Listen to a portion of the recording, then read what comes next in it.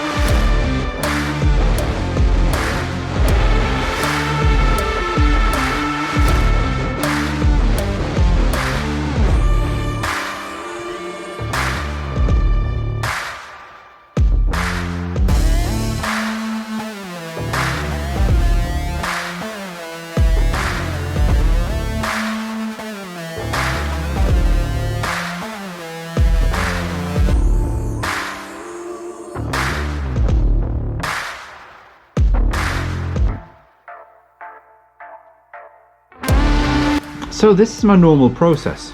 This is how I usually do it. I have a rough shape cut out and it's a little bit wider than what it needs to be. You can see how it sticks out a little bit more than that. Oh, actually it's not really that centered, but anyway. My point is when I do this, I don't cut it exactly to the right shape. I kind of wing it, but there's method to my madness. What I'll do is I'll cut an oversized piece, put 2 screws or 2 bolts through the back of that so I can hold that into place.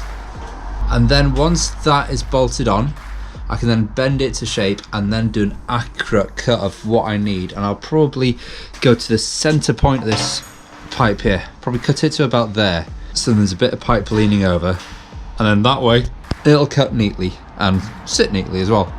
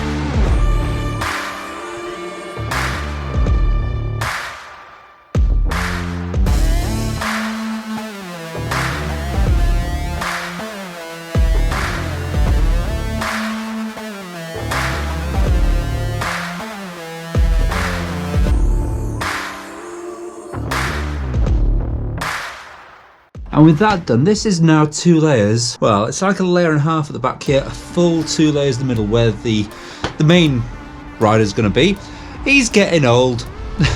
Sorry, Luca. So he needs his comfort, so that's why there's 2 layers there. To be honest with you, I think it actually carries it off quite well, because had I have gone 1 layer, I don't think it would have been as good, not as thick. Yeah, it would have looked like a sandwich, like a flat pancake more than anything.